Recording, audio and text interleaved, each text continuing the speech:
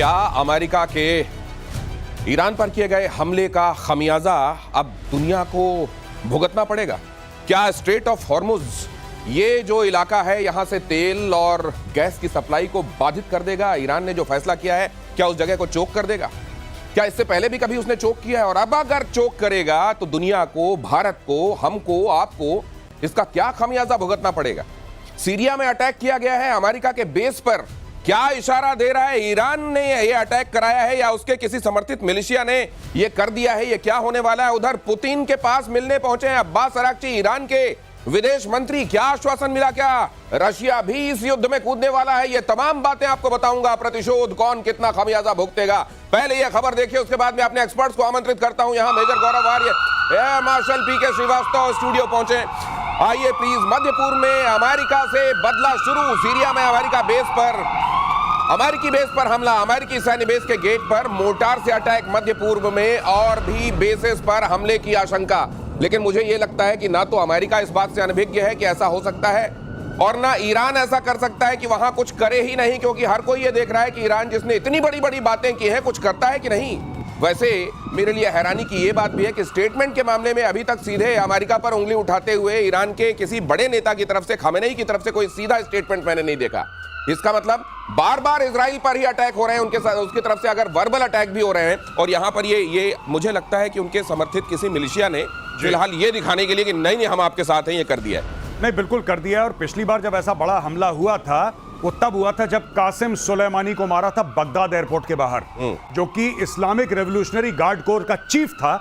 जब एक predator drone ऊपर से उड़ा और दूर से 30,000 फुट से एक हेलफायर मिसाइल मारी थी उसकी गाड़ी के अंदर, और जनरल कासिम सुलेमानी को खत्म कर दिया। वो भाप बन गया लिटरली। उसको जब मारा था तब चिढ़ के मारे इन लोगों ने अटैक करा था। मरा मुरा कोई नहीं, लेकिन आज की तारीख में जो मोटर के साथ अटैक करा है, देखिए मैं एक बात बताना चाहता हूं दिनेश, की इस वक्त जो काइनेटिक कैपेबिलिटी है ईरान की वो काफी हद तक डेन्यूड हो गई है। और अगले एक हफ्ते में देखेंगे जो मिसाइलें डाल रहा है ना, ये मिसाइलें, इसकी संख्या कम हो जाएगी, खत्म नहीं होगी, इसकी संख्या बहुत कम हो जाएगी हफ्ता 10 दिन में। पहली चीज, अब इनके पास सिर्फ एक ही चारा है कि जो इनकी प्रॉक्सीज हैं, जैसा आपने बताया, जो इनके मिलिशियाज हैं, जो इनके टेरर ग्रुप्स हैं, उनको भैया तुम टेरर अटैक कर दो, कोई सुसाइड बॉम्बिंग कर दो, कोई मोटर मार दो, कोई रॉकेट मार दो, सिर्फ इसके लिए कि हम जिंदा हैं। उससे फर्क कख नहीं पड़ना, फर्क कुछ नहीं पड़ेगा। हम जिंदा हैं, अपनी अटेंडेंस, जैसे मार्ट साहब को हम बोलते हैं, पी लगा देना सर मेरा, ये पी लगा रहे हैं। ये केवल टोकन प्रेजेंस है, उसके अलावा कुछ नहीं। अगली खबर देखिए। यहां पर तो आपने देख लिया कि किन जगहों पर कितने जवान तैनात। हालांकि इसको लेकर एक बार दिखाइए प्लीज, ये आपने बढ़िया ग्राफिक बनाया, एक बार दिखाइए मेरी प्रोडक्शन टीम ने। ये देखिए, ये जो अलग अलग जगहों पर सैनिक तैनात हैं। हालांकि इनकी संख्या के बारे में अमेरिका कभी वैसी सूचना नहीं देता और वहां हमेशा सैनिकों की तादाद बदलती रहती है। लेकिन क्या ये बेसिस जो हैं ये खतरे में है? एयर मार्शल पीके श्रीवास्तव, ये तो इन्होंने भी भांपा होगा कि जब हम ये करेंगे तो ये काउंटर हो सकता है। देखिए, काउंटर ईरान की तरफ से होना, जैसे गौरव ने बताया, उसकी पॉसिबिलिटी बहुत ही कम है, क्योंकि अब उनके पास जो इक्विपमेंट हैं जो वहाँ तक पहुँच सकते वो हैं, क्योंकि उन्होंने सारे दूर जाने वाले इस्तेमाल कर लिए हैं और बहुत थोड़े रह गए हैं। लेकिन उनको पता है ये चिंगारी लगाने से वो संभाल नहीं पाएंगे, तो यहाँ वो नहीं करने वाले हैं। लेकिन हाँ, जो मिलिशिया ग्रुप्स हैं वो करते रहेंगे, वो थोड़े बहुत इस तरह के अटैक करेंगे, जो कि कोई खास मिलिटरली कोई उसका महत्व नहीं है। लेकिन हाँ, उसके लिए वो सतर्क हैं, सजग हैं। जैसे कि आपके यहाँ टेररिस्ट अटैक्स होते रहते हैं, उसके लिए हमेशा सतर्क और सजग रहते हैं। लेकिन ईरान एज अ स्टेट, वो उसकी अभी हिम्मत नहीं है, ईरान की हिम्मत नहीं है, ईरान अफोर्ड नहीं कर सकता। एक बात और कह दूं, जैसा आपने बोला था कि खमेनेई का ट्वीट आया है और खमेनेई बार बार ज़ायनिस्ट स्टेट इजराइल बोल रहा है, यूएस को नहीं बोल रहा कुछ, कुछ नहीं कह रहा है। उसी प्रकार से जब ये अपने प्रॉक्सी से यूएस को अटैक करवाएंगे तो ईरान कम से कम ये कह सकता है कि साहब हमारे कंट्रोल में नहीं है, ये कर रहे हैं तो क्या ये करें, तो हमको इसके लिए जिम्मेदार क्यों ठहरा रहे हैं आप? और मिडिल ईस्ट में जबरदस्त तनाव बढ़ गया है। लेकिन ईरान पर अमेरिकी हमले के बाद से तनाव बढ़ गया है। बंकर और शेल्टर बनाने में जुटे हुए हैं कई देश।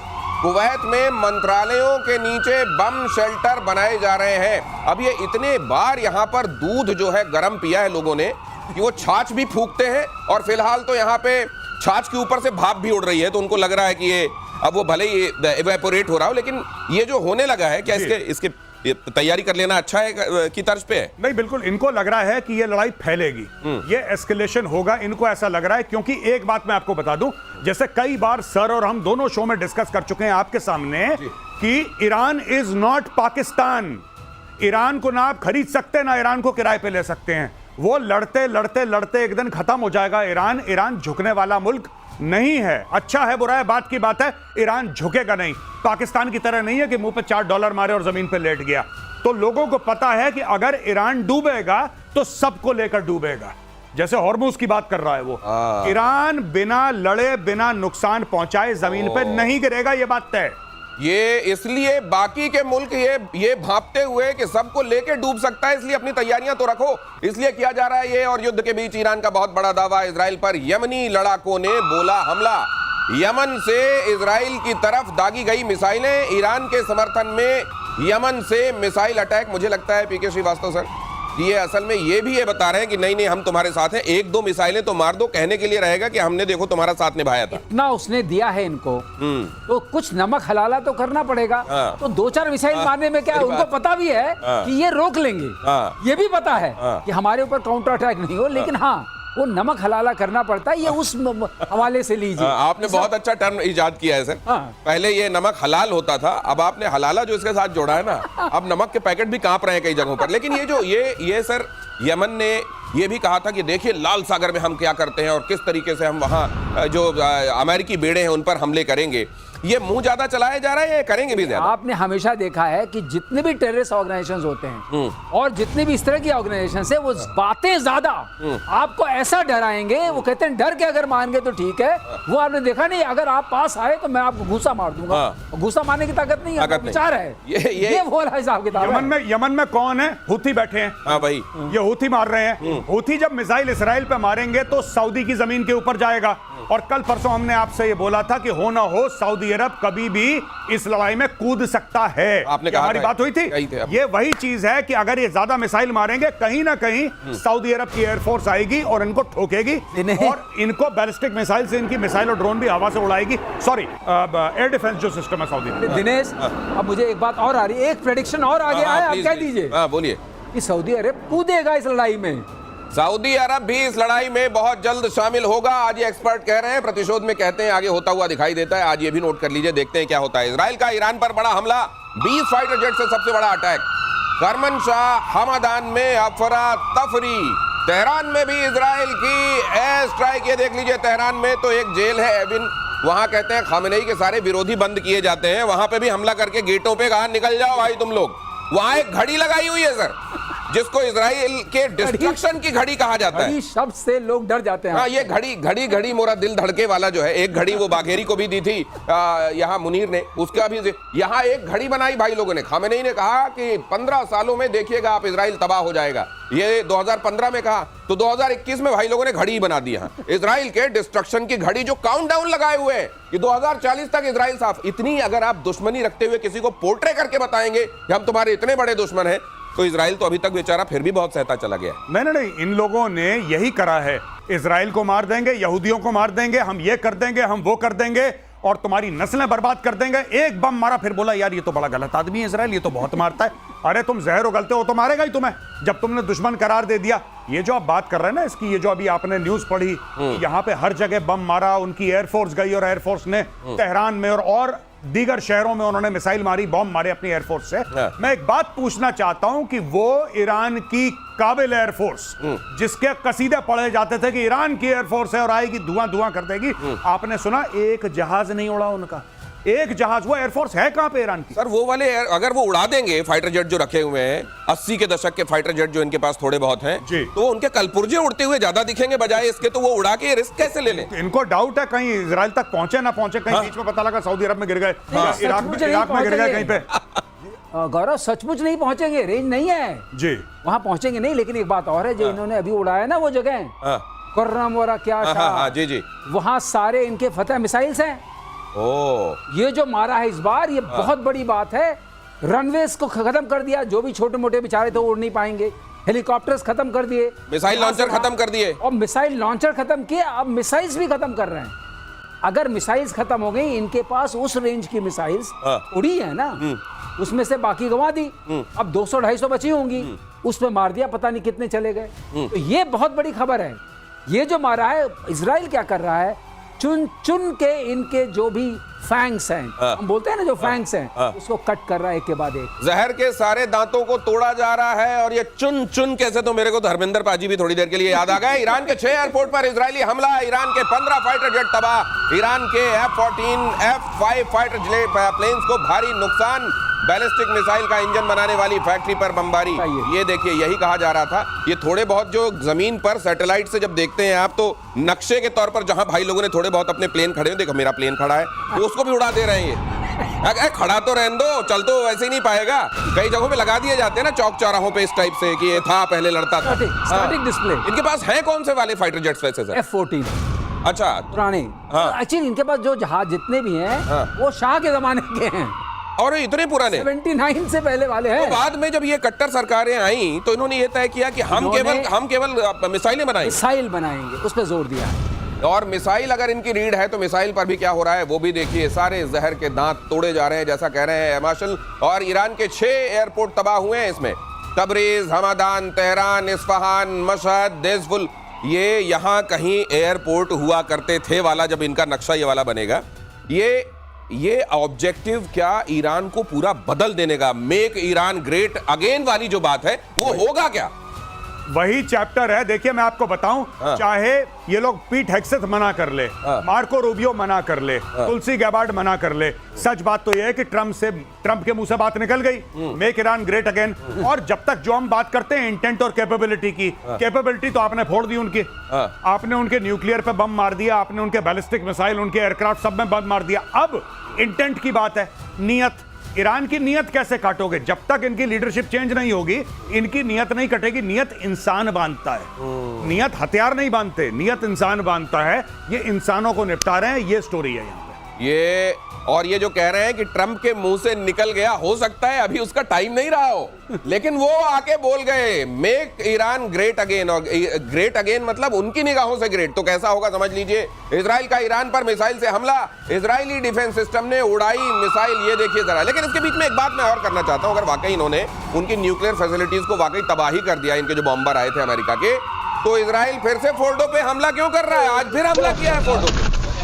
ऐसा है, फोटो पे जो हमला किया है अब ऊपर वाले का सॉर्ट आउट करना है। नहीं सर, वो ये बता रहे हैं कि B-2 बॉम्बर जहां पे छेद करके गए थे ना, वो बड़ा बड़ा जो काला काला से दिख रहा है, उसी में और डाला है। ये तो कहते हैं मैंने मारा, जैसे आपने किसी को मार दिया, कोड में खास उसके बाद भी गोली मारते रहते हैं। कोई भाई पूरा अश्योर कर ले, क्योंकि बीच में कहते हैं हमारा कुछ नहीं गया, अच्छा लो अब जाएगा। और ये जो आपके जो रनवे चले गए हैं, इससे इनकी वो ड्रोन जाते थे लॉन्ग रेंज वाले, उनके टेक ऑफ के लिए तो कोई रनवे चाहिए। हाँ, ड्रोन के लिए तो चाहिए। ड्रोन की तो उन्होंने पूरी फ्लीट दिखाई थी, कितने सारे ड्रोन हैं। अब वो कैसे उड़ेंगे? ये भी इनहिबिशन किया है। और अब अगर आप कह रहे हैं, मैंने ये अभी देखा नहीं था, अगर ये वाली बात है, कुछ छेद के अंदर डालते जा रहे हैं। जैसे कई जगहों पे कि अगर भाई ये जो आपके स्ट्रिप्स बनाए गए हैं जहां से फाइटर उड़ेंगे, अगर नहीं कर पाए काम, हमला हो गया, तो इनको एक काम करो, हाईवे से उड़ा दो। तो ये क्या भाई लोग अपना ड्रोन कहीं हाईवे से भी उड़ा सकते हैं? उड़ा सकते हैं अगर उनको क्लियर हाईवे मिल जाए। लेकिन मुझे ऐसा लगता है कि जिस तरीके से इजराइल ने पूरी एयर सुपीरियरिटी हासिल कर लिया ईरान के ऊपर, अगर इनको पता लग गया जहां पे ड्रोन है, ड्रोन के अंदर ही मिसाइल जाएगी। क्योंकि पूरे समय तो अब इजरायली जो है ना, वो पिकनिक मना रहे हैं ईरान के आसमानों के ऊपर। उनको कोई थ्रेट है ही नहीं, क्योंकि आपका एयर डिफेंस पूरा खत्म कर चुके हैं, एयरफोर्स आपकी टेक ऑफ नहीं कर रही है, ड्रोन आपके जमीन पे हैं, तो इजराइल के लिए तो खतरा ही नहीं। देखो 125 एयरक्राफ्ट आए थे मिडनाइट हैमर में, 125 एयरक्राफ्ट से ज्यादा आए, वहां पे उड़ के चले गए। भाइयों को पता ही नहीं लगा कि अमेरिकन कब आए, कब मारा, कब चले गए। और वहीं पे जहां पे हवन कुंड बनाया, उसी में अब इजराइल सामग्री डाल रहा है कि जलता रहे वो। ये बहुत अच्छा शब्द है, हवन कुंड में आहुतियां अभी और डाली जा रही है उसी जगह पर जहां पर वो कुंड बना गए हैं बॉम्बर्स। आगे देखिए, IRGC के हेडक्वार्टर पर इजराइल का अटैक, कारज में इजराइल ने किया जबरदस्त हंगामा, माफ कीजिए हमला, धुआं हो गया IRGC का। ये IRGC के तो ऐसे पीछे पड़े हैं, उनके इंटरनल सिक्योरिटी, उनका वासिज, ये सब जगह पर IRGC जहां दिख रहा है वहां फोड़े पड़े हैं। उसका कारण है बहुत बड़ा। IRGC क्यों इंपॉर्टेंट है? क्योंकि एक IRGC is directly under the supreme leader. IRGC इनके मिनिस्ट्री ऑफ डिफेंस के खाके में नहीं आता है। IRGC जो है यानी कि इस्लामिक रेवोल्यूशनरी गार्ड कोर, जिसका एक जमाने में कासिम सुलेमानी, जिसका मैं अभी आपको रेफरेंस दे रहा था, जिसको मार दिया था, वो इसका चीफ था। तो ये जो है ये डायरेक्टली खमेनेई के अंडर आते हैं। इसका एक बहुत बड़ा भौकाल है। इनका ईरान की पॉलिटिक्स, ईरान की मिलिट्री पे एक वर्चस्व है। तो जब आप आईआरजीसी को मारते हैं, आप खमेनेई को मारते हैं, इसलिए आईआरजीसी को मारना और इंपॉर्टेंट। दिनेश, और मैं थोड़ा सा ऐड कर दूं, आईआरजीसी जो है 79 के बाद आई है रेवोल्यूशन को प्रोटेक्ट करने के लिए। जैसे सेकेंड वर्ल्ड वॉर में नाजीज के पास एसएस कैप्टन होते थे, एसएस मेजर होते थे। तो ये समझ लीजिए कि उनकी उस सेना तरीके के की अलावा बात ना है। ये उनकी धार्मिक सेना है। हाँ। ये उनका ये जो थियोक्रेसी है उसकी एक सेना अलग से है, इसीलिए इसको अलग से टारगेट किया जा रहा है। ईरान को कई देश एटम बॉम्ब देने के लिए तैयार हैं। अगली खबर देखिए, रूस के पूर्व राष्ट्रपति दिमित्री मेदवेदेव का दावा। रूस के सुरक्षा परिषद के उपाध्यक्ष मेदवेदेव ने कहा, प्रेसिडेंट के पुतिन के सबसे करीबी मेदवेदेव ने कहा, ईरान की एटमी साइट्स पर यूएस के हमले के बाद कहा कि हम न्यूक्लियर वॉर हेड कोई भी दे सकता है हम में से। ये कहा तो जा रहा है, लेकिन ये कहने तक ही सीमित रहेगा। प्रतिशोध कल इस बारे में बात कर चुका है। कहीं मूड बदल तो नहीं जाएगा मेदवेदेव का? एक दे देते हैं चलो, हैं? कब भी नहीं। अगर आपने ऐसा कर दिया, अगर कर दिया रशिया ने और ईरान को न्यूक्लियर वॉरहेड दे दिया, तो भाई साहब चाइना पीछे हट जाएगा। सबसे पहले मैं आपको बता रहा हूं, अमेरिका कुछ करे ना करे वो बात की बात है, सबसे पहले चाइना अपना हाथ झाड़ेगा, बोलेगा भाई साहब कल से you are on your own, तुम अपना मैं तुमको नहीं जानता। नहीं, तुम अपना खाओ, अपना बिल दो भैया। क्योंकि देखिए, एक ऐसी न्यूक्लियर बात है जिसमें, ठीक है पाकिस्तान बिक गया, AQ खान उनका बिक गया, वो कोई बात नहीं है, लेकिन ये बड़े देश केयरफुल रहते हैं। Even North Korea, they are extremely careful. तो ये मेदवेदेव का एक डेस्परेशन वाला बयान है, और मुझे नहीं लगता कि रशियंस को ऐसा बयान देना चाहिए कि हम किसी को न्यूक्लियर वेपन दे देंगे, वो भी ईरान जैसे रोग स्टेट को। अमेरिकी हमले के बाद ईरान के समर्थन में क्या कहा गया? ईरान को मिला रूस चीन का समर्थन। पुतिन के साथ मीटिंग करने पहुंचे ईरान के विदेश मंत्री। ईरान ने कहा, इन हालातों में रूस ईरान का करीब आना बेहद जरूरी। अब आप जो ये कह रहे हैं, एक तरफ वो स्टेटमेंट कि हम दे सकते हैं न्यूक्लियर, या कोई भी दे सकता है हम में से जो साथ खड़े हैं, और साथ में ये कहना कि हमको चीन के साथ, दोनों को साथ में आना बहुत जरूरी। देखिए साहब, सिंपल सी बात है, चीन को आज की फिक्र क्या है कि अगर हॉर्मूज ब्लॉक हो जाता है तो हमारे बिजनेस में क्या फर्क पड़ेगा। दूसरी चीज, जो चाइना ने इन्वेस्टमेंट बात करी है ईरान के अंदर, जो कह रहा है कि 400 अरब डॉलर के जो उसने MOU साइन करे हैं, उसका क्या होगा? ईरान के तेल क्या क्या होगा? देखिए, चाइना की यह फिक्र है। चाइना की यह फिक्र नहीं है कि ईरान में हो क्या रहा है, यानी कि जो ईरान में हो रहा है उसके बाद नतीजे क्या हैं, उसकी चाइना को फिक्र है। तो यहाँ पे ये जो ये कहा जा रहा है, अब जैसे इन्होंने कहा कि किसी भी समय स्पाइरल ऐसा भड़केगा, इसका हाथ से बाहर चले जाएगा कंट्रोल, आप कुछ नहीं कर पाएंगे, चीन कह रहा है। चीन जो कह रहा है, उसके चीन के इतने इंटरेस्ट वहां पर हैं कि चीन कुछ भी नहीं करेगा। चीन सिर्फ इस वक्त भपकी इसलिए दे रहा है कि फर्दर मत मारो, अब इसको यहां रोक दो, आगे मारने की जरूरत नहीं है, और इस युद्ध को सिर्फ बाइपोलर रहने दो।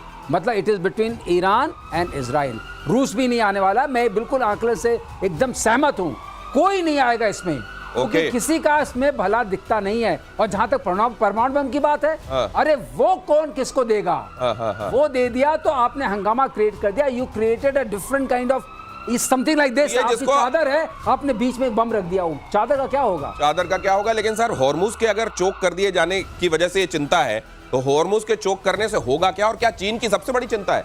ये देखिए जरा, अमेरिकी हमले के बाद ईरान का बड़ा फैसला, हॉर्मुज स्ट्रेट, जिसको आप हिंदी में जल डमरू मध्य भी कहते हैं, उसको बंद करने का प्रस्ताव ईरान की संसद में प्रस्ताव पास किया गया। ऑयल एंड गैस की सप्लाई पर बहुत असर पड़ेगा। ये कहा जा रहा है कि भारत में जो आप पेट्रोल डला रहे हैं, ये $125 के आसपास पहुंच सकता है, और क्रूड ऑयल की प्राइस पहुंच सकती है $80 पर बैरल, या इससे ज्यादा हो सकता है इसका दाम। चीन की मेन चिंता यह है कि उसका ज्यादातर, उसकी इकोनॉमी को चलाने वाला जो तेल है वो हॉर्मुज से ही आता है। अब ये अगर ऐसा है तो कि ईरान चीन को तेल लेने भेजने वाला है क्या? नहीं, अब देखिए, बात यह है कि इसमें अब चाइना के पास दो सूरत हैं, ठीक है। अब देखिए, जिस तरीके से सऊदी अरब का है, अगर हूथी वहां पे एक्टिव होते हैं तो सऊदी अरब को भी मुश्किल होगा तेल बेचना, चाहे इधर से बेचे चाहे उधर से बेचे, नंबर 1। नंबर 2, इसका मतलब चाइना और रूस और पास आएंगे, क्योंकि रशिया जो है, it is among the chief supplier of oil to China.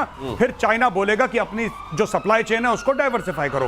और तीसरी सबसे बड़ी बात है कि इस पूरे खेल में ईरान का सिर्फ एक गेम है, और ईरान का यह गेम है कि इतना रायता फैलाओ, इतनी मुसीबतें करो कि दुनिया इजराइल और यूएस के ऊपर दबाव डाले और बोले कि भाई साहब, हमारी इकोनॉमी आपने तबाह कर दी, देख रहे हो क्या कर रहे हो, बंद करो, ये बंद करो। इसलिए, वरना देखिए ईरान से कौन तेल खरीद रहा है आज की तारीख में? ये जो बता रहा है यमन हूती विद्रोही, देखिए ये आप जरा नक्शे में स्थिति के हिसाब से भी समझ लीजिए। ये जो जल डमरू कहते हैं, डमरू बीच में सकरा होता है, दोनों तरफ चौड़ा होता है, तो ये देख लीजिए बीच की ये सकरी स्थिति, और ये दोनों तरफ